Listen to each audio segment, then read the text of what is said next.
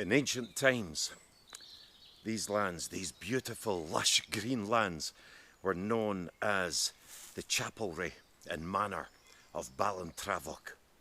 That name has many forms: Balant Tradok, Balant Trodo, Templar Balant Trodo. Its meaning, town of the warriors. The modern day derivative is called the town or the village of Temple, and it derives its name from the warrior knights, whose principal seat it was, the Knights Templar.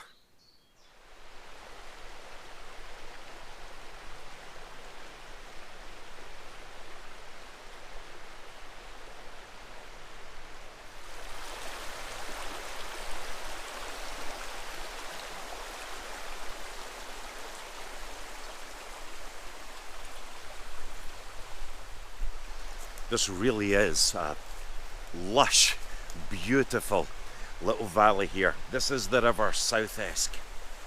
So as we're on the banks here, it can get quite muddy just on the outskirts of the grounds here.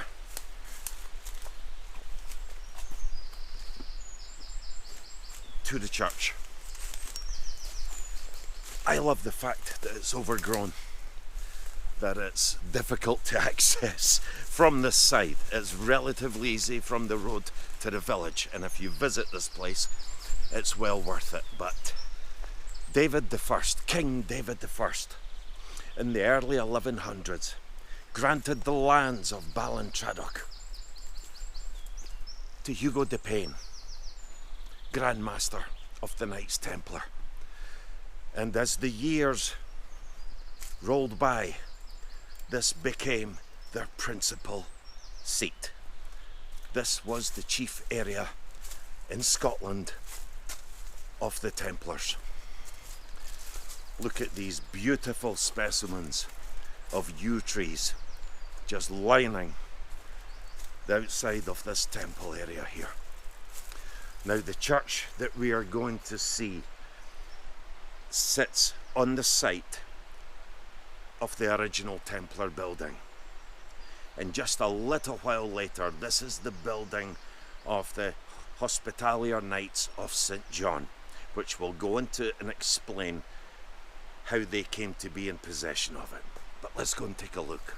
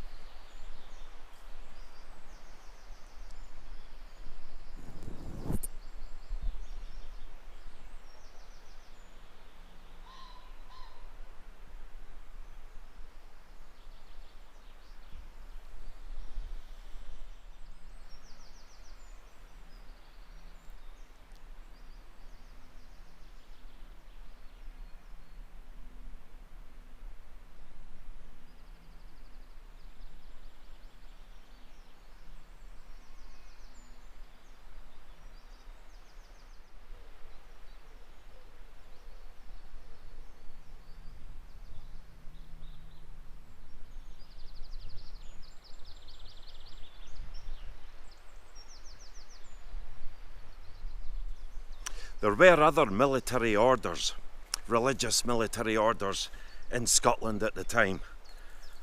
There were the Hospitallers, the Knights of St. John. And these military orders were, their principal purpose was to protect pilgrims on their visits to Jerusalem, to the Holy Land. The Knights of St. John had a house in Ancram, in the Borders, in St. John's Hill in Edinburgh. You also had the Lazarites, who had a principal seat at Harehope in Eddleston, between Pennycook and Peebles. But the Knights Templar were by far the most powerful of the religious military orders in Scotland.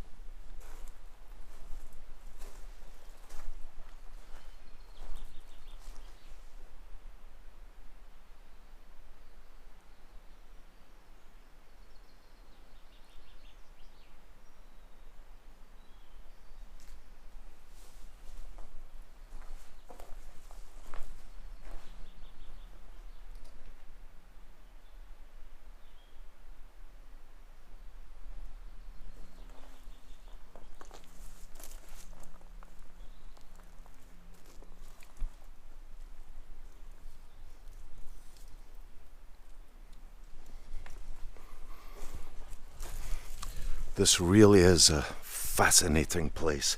This is something like 15 miles from my own home, and I've been driving past here for many, many years. Look at these beautiful windows. Look at that. That is absolutely beautifully detailed. And what we have here is the small recess here,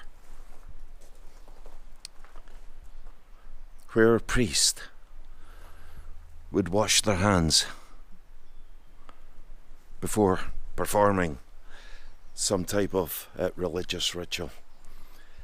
And this part is being restored, hence the terrace fencing that we have here, but it was very discreet. But it really is such a remarkable place, steeped in history, and much history that we don't know about with what would have happened here. But we're going to speak about, and we're going to look at what happened to the most powerful religious military order, the Knights Templar.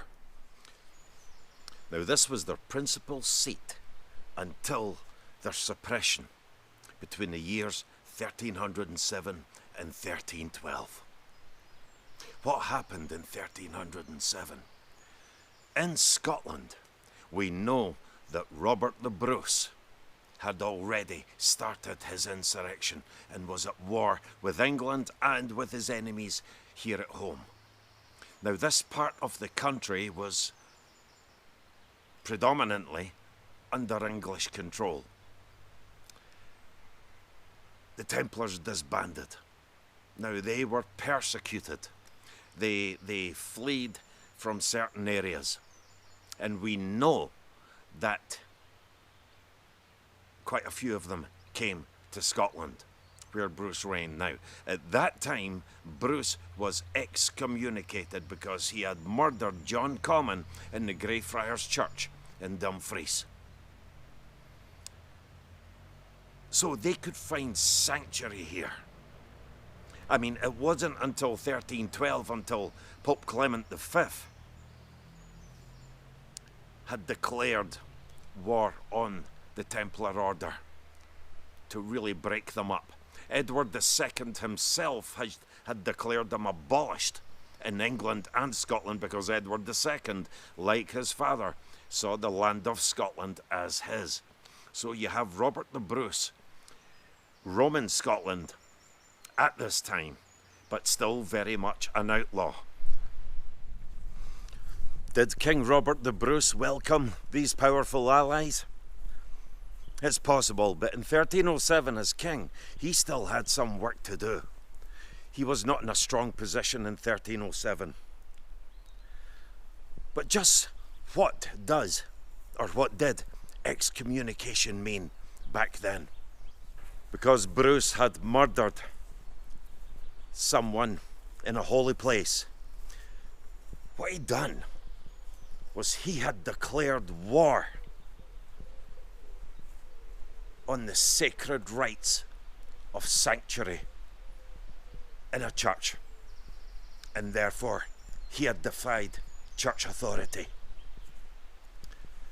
He was outlawed, not just by the Pope, but in the eyes of God. And Bruce and anyone who supported him were burned with that same fire. They were denied religious privileges, outcasts, the worst kind, and at the mercy of anyone who could do whatever it was that they wanted to do to them. Did it weaken Bruce?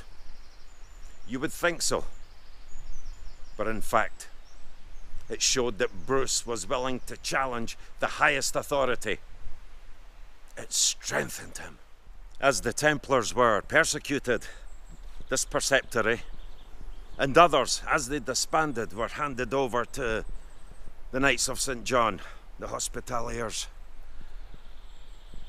By 1312, though, Robert Bruce was in a strong position. He was winning his battles at home. And it's only reasonable to assume, we know that many of the Templars came here to Scotland. And that brings rumours of riches, Templar treasure. Bruce had a large army. Now, large armies cost money. Feeding men, moving an army, weaponry, siege equipment if need be, which Bruce had little of, but he did and was able to mobilise a large army. As a strong king at this point, any Templars that came here would be under Bruce's authority. They would not fight as Templars. But I find it irresistible not to believe that they would have served Bruce as elite soldiers. Not as Templars, but as soldiers under Bruce authority. And if they brought their riches with them, that may be a good indication to where Bruce got some of that money from. By the time the year 1314 had arrived, in March of that year, Jacques de Molay, the Templar leader, was executed and burned alive. Bannockburn would be only a few months away. I can't get it out of my head that Bruce was able to keep a large army mobile, and that costs money. It really does. When we talk about Templar treasure, and it's one of the topics that people are constantly taken with, even legends in Paris say that the Templars brought their treasure here. There's a little clue in a poem that betwixt the elm and the oak tree you will find buried your millions free. Now there are many oak trees and elms that have been planted and have grown here since all those centuries ago. Did it remain here? Or was it dug up? And did Robert the Bruce get a good proportion of that to fight his war? Excommunication was a severe penalty, a great burden to bear, a heavy yoke. But in time, Bruce challenged that. But in time he would be reconciled with the church. His kingship would be recognised, and Scotland would be recognised as a sovereign state. No doubt the home to many of the Templar Knights. But the Scots people had a king. They were at one. They were strong. As long as Bruce was alive. As long as Bruce was alive, Scotland did know peace. It prospered. But that wouldn't last. King Edward III would rear his head, and he had very different ideas. After the Templar Order had been disbanded, I think many of them found sanctuary in Scotland. Some probably amalgamated with the Knights of St. John and found sanctuary within that order. But I think definitely they would have been citizens of Scotland, soldiers under King Robert. And some may even have held prominent position, but not as Templars, but as warrior knights, which ultimately is what they were. One final thought. When Bruce largely took control of Scotland, 1312 onwards, yes, we had Roxburgh and Edinburgh and Stirling still holding out, but they didn't pose much of a threat then, and by the time Randolph and Douglas took Roxburgh and Edinburgh, they were only waiting on Stirling with the siege, with the relief coming from the English. But I find it hard to believe that Robert the Bruce would not have come here. He would certainly have been in the area at some point, and I think because it's such a significant place, and even although it would have been controlled by the Knights of St. John later at the time, Scotland was such a volatile place. It really, really was. And once Edward II had been driven out, you know, and his forces had been driven out, I think Bruce would have come here. I think Robert Bruce walked these grounds, and I firmly believe that. And the Knights Templar faded into history and mixed themselves into whatever culture they found safety and sanctuary in. But I do believe there was a connection to the riches. I do believe there was a connection to the sanctuary that they received in Scotland. And I think Robert the Bruce, being the great genius that he was, he would have used that to his ultimate advantage, as well as giving them safety and chivalric honour. If you do come here, it's well worth the visit. Temple Kirk here is just hidden away. Not hidden, but just tucked away in a lovely spot here beneath the River Esk. It's worth taking the back road here to come and visit it. It's a great peaceful place to sit and contemplate and just appreciate this beautiful little gem. Thanks for walking in the footsteps with me. If you liked this video, please support the channel. It really, really helps. Comment, share, subscribe. Thanks for walking in the footsteps, folks.